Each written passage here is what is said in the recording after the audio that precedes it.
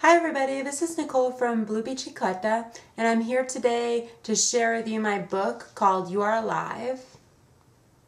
I wrote this book this past fall, and I really want to share these ideas with as many people as possible.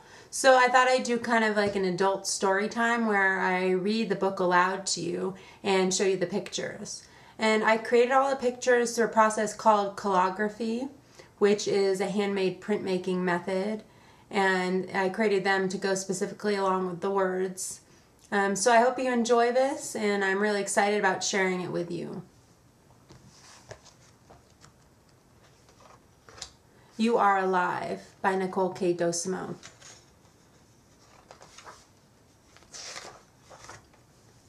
Dearest reader, this is a book about being alive, the deep beauty of it, and the specific challenge of being human.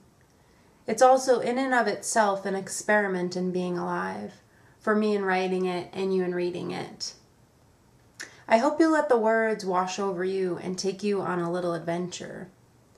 Thank you for coming along with me. This moment is your life. I like to go out running in the afternoons.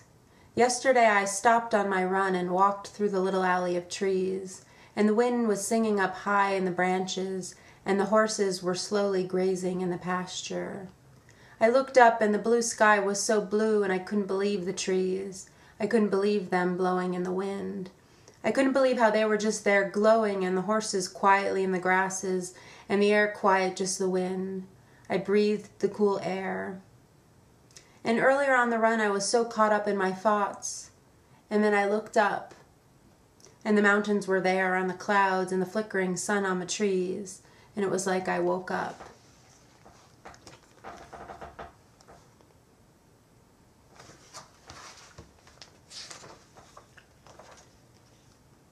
These are the two halves of me. 1. I love my heart, I love the air, I love to go out in the afternoon and breathe in the blowing trees. Yesterday I finally thought of the right metaphor for the sound the dried leaves make when they're blowing. Applause, they sound like a room full of applause. 2. I'm having yogurt with strawberry jam for a snack out of an old chipped blue patterned bowl, and I'm wondering if this is all a waste of time. The panic sets in. This will never amount to anything. Why am I even bothering? And won't the dog stop making such a racket? And can't that damn bird shut up with its incessant two-pronged chirp? These are the two halves of me.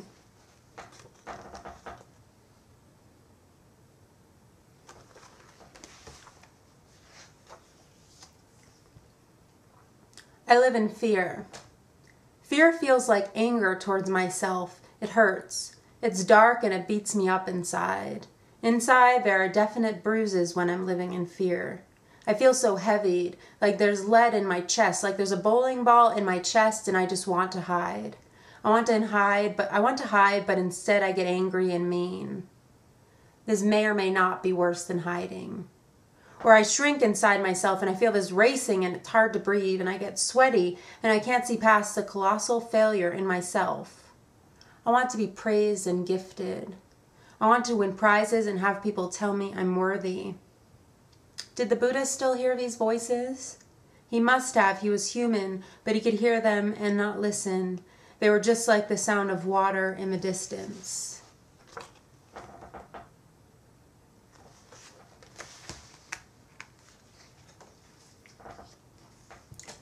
I want to sit by the sea. It's infinite. The sea is infinite blue. It goes forever. I want to hug it when I'm walking along near the tall wheat-colored grasses, and the sea is shining blue out forever, and the sun is warm on me, and the birds are hopping. I want to sing then and hug the sea. The sea is a great everything. You never know what's underneath. Sometimes you sink down to the bottom among the cold, dark shipwrecks and weird fish in a field of strange, dark eels all just hanging around. Sometimes you feel cold in the water and you want to get out. Sometimes you panic because suddenly there are fish all around you and they're looking at you. Other times, you're looking at the fish, and you're flying along with them, and there are zigzagging striped fish, and there are bright yellow lemon fish, and there are tiny rainbow spotted fish. And sometimes you're rolling along on the tops of the waves, face lifted to the sun, eyes closed, ears tinkling with water, and you rest.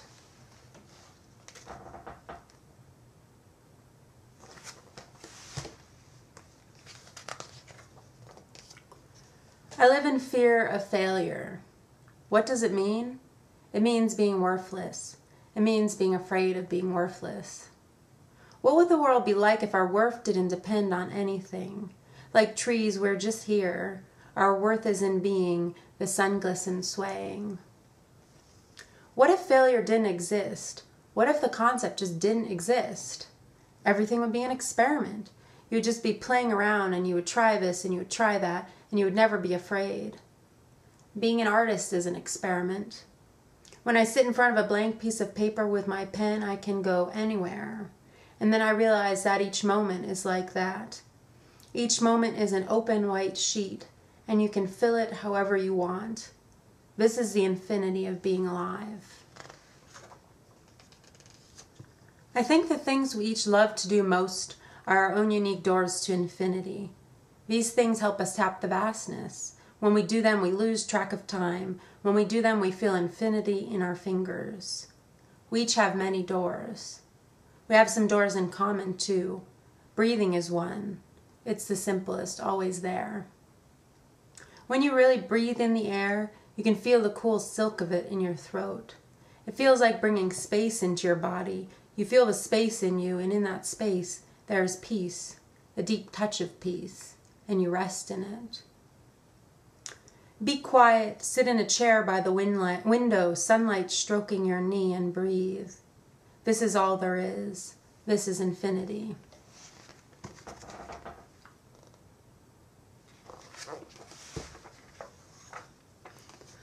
We all keep searching for peace, but yesterday I thought about kindness.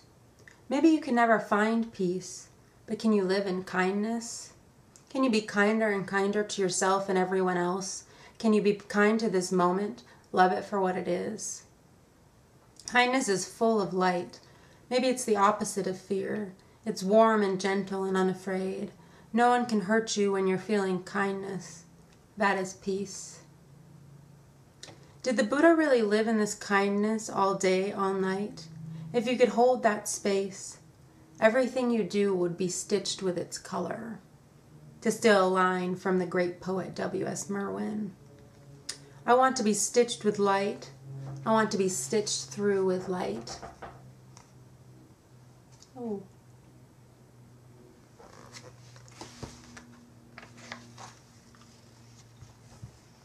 In this life, we're all like snow, like how water will be just hanging in the air and the clouds, and then at the exact right moment, it freezes, and each flake flutters down. Each flake is itself as it moves through the air, glistening and flying, until it touches the ground, until it melts back into the earth, back into the body of water. Before I was born, I didn't exist anywhere in the universe. I was just potential, like water hanging in the air. Until the exact right moment, the egg and the sperm came together, and then life and energy were gathering and gathering all around, building in my mother to make me, building in your mother to make you. And here I am, and here you are. And then one day I will die, like a deer in the woods. I will be folded back into the earth, back into the larger body life, along with the fish, the algae, the rattlesnakes, the air, rocks, dirt, and of course the water. I'll never be a bird or a tree.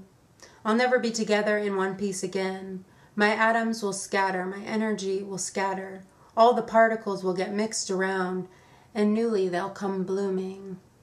I will become part star, part ocean, part light.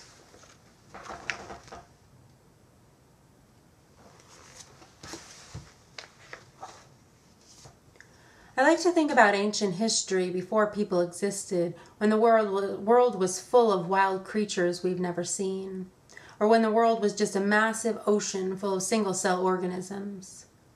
Maybe there was some big creator that first threw life out there and said, "Go life, manifest yourself."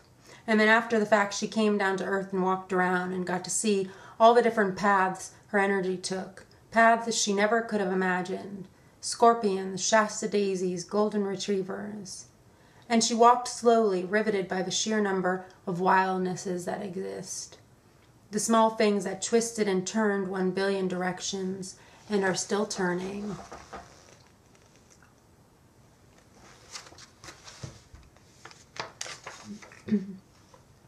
I once heard the Indian greeting Namaste explained as meaning, the divine sweet energy in me honors and acknowledges the divine sweet energy in you. Sometimes walking along, I imagine that beneath each of our feet is a set of roots that reach deep down into the earth and connect us with everyone else. Like a grove of aspen trees, we're all one organism. And yet, sometimes it's very hard to see this in the traffic on the way to work. Seeing the connection is kind of like listening to the radio in the car. I'll be going along listening intently to a clear signal, and then it'll turn to static and almost disappear, and I'll forget I even have the radio on, and later, all of a sudden, it will boom into tune, blaring in my ears, waking me up. Sometimes I really can't access the station. I keep trying to adjust the dial so it'll come in more clearly, but I'm getting interference. My brain is chattering over it, with all of its worries and fears and obsessions. Other times I'll be riding along, simply listening and smiling. This is the unique challenge of being human. We have this amazing brain power that can imagine anything. It's infinite and wild and can fly up into the stars, but it can also lead us into hell.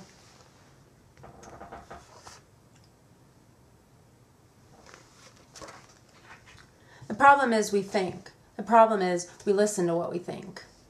What am I doing? I don't know what I'm doing. I need to figure out what I'm doing. I don't want to be a failure. I bet they think I'm a failure. I need to make more money or I'll be a failure. I feel worthless. I can't do anything right. I don't know what to do next. I need to figure out what to do next. I'm never going to be good. I'm always going to be a big nothing. I better get it together or I'll always be a pathetic loser. I wonder what they think of me. That guy is better than me. I'm not smart enough. I hate my hair. And why don't I get off my ass and stop being such a slob? And I can't try that because I'll suck. And remember that teacher in high school who told me I sucked? And that kid who told me I was fat? And I'd rather climb in bed and hide so that I don't have to see anyone ever again. I'm a big fat stupid failure and everybody knows it. Our brain still thinks we're back in the wild. It thinks, I must look around. There could be a tiger. I must stay alert. There might be a tiger. I must keep looking and looking, and if there's a tiger, I'll see it and I won't be killed. Back then it was about survival, real survival. It was about, look, a dangerous animal, get out of here fast. And your brain would have sent a threat feeling to the rest of your body as a signal to get up and go. And you would have survived if you were really alert. But now, there are no real tiger threats. Your tigers are inside you. They are your thoughts caught up in fear, things like looking like a fool, being incompetent, being a failure, or other people thinking you look like a fool, are incompetent, and are a failure. And the big one, death. No matter what you do, one day you will die. It seems easier to keep running. If I just keep doing, keep going, keep seeking, achieving, chasing, I'll never have to slow down and face the fact that no matter what I do, I'll die. No matter what people think of me and how much I achieve and how much money I make, I'm part of this wild life energy that's always changing. And one day, this me will die. All we have is this moment.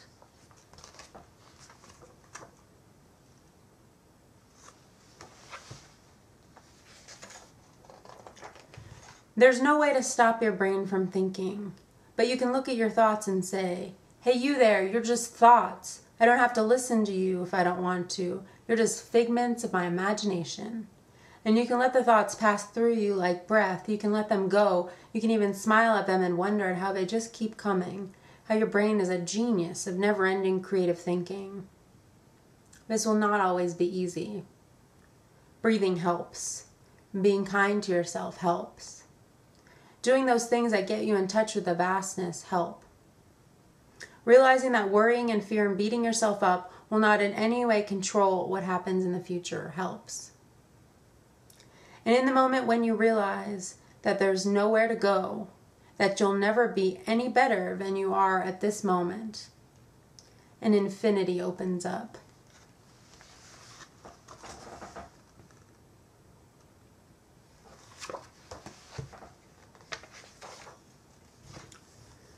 Life is fluid. It flows. You're just here floating. Why does it always have to be upward momentum? It doesn't. We've all been told that life is like a ladder or a set of stairs. You keep trying to climb to heaven. What they didn't tell you is that heaven is right here in you, and you can go there anytime.